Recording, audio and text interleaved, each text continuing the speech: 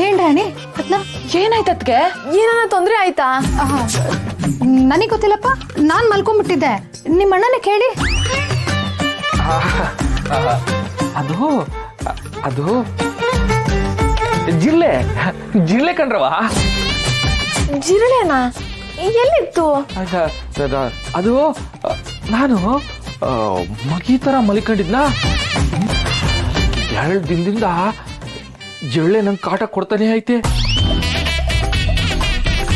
ಇವತ್ತು ಸುಮ್ಕೆ ಮಲ್ಕೊಂಡಿವ್ನಿ, ಜಿರಳೆ ಮಕ್ತತ್ರ ಬಂದ್ಬಿಟ್ಟೈತೆ. ಅದಕ್ಕೆ ಕಿರ್ಕೊಂಡ್ಬಿಟ್ಟೆ.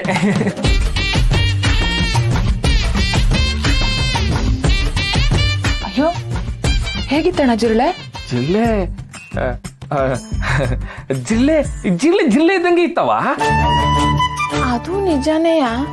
ಅಲ್ಲ ಕಣಣ್ಣ, ನನ್ ಮನೆನ ಅಷ್ಟ್ ಅಚ್ಚುಕಟ್ಟಾಗಿ ತೊಳೆದು ಗುಡ್ಸಿ ಮಾಡಿ ಗೋಮೂತ್ರನು ಚುಮುಕ್ಸಿದೀನಲ್ಲ, ಅದ್ ಹೆಂಗ್ ಜಿರಳೆ ಬರಕ್ ಸಾಧ್ಯ ಅಂತ. ಇನ್ನೊಂದ್ಕಿತ ಬರ್ಲಿ, ಮಾಡ್ತೀನಿ ಅದಕ್ಕೆ. ಬ್ಯಾಡ ಕಣವ, ಪಾಪ ಜಿರಳೆ ಜಿರಳೆ. ಇದೇನತ್ಗೆ ಅಣ್ಣ ಜಿರಳೆಗ್ ಪಾಪ ಅಂತಿದ್ದಾನೆ? ಏನಪ್ಪ ನಂಗೂ ಗೊತ್ತಿಲ್ಲ. ಯಾಕೆ ಮಾವ ಜಿರ್ಲೆನ್ ಪಾಪ ಅಂತಿದ್ಯಾ?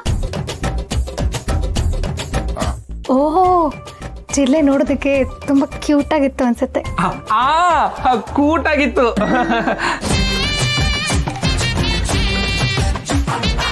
ಓ ಸರಿ ಸರಿ, ಅರ್ಥ ಆಯ್ತು.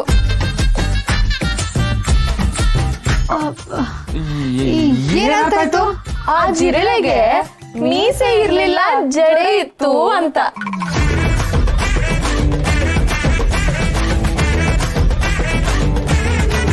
ನೋಡ್ದ ಮಾವ, ನೀನ್ ಮಾಡಿದ ಕೆಲ್ಸದಿಂದ ಏನಾಯ್ತು ಅಂತ. Sorry ma'am.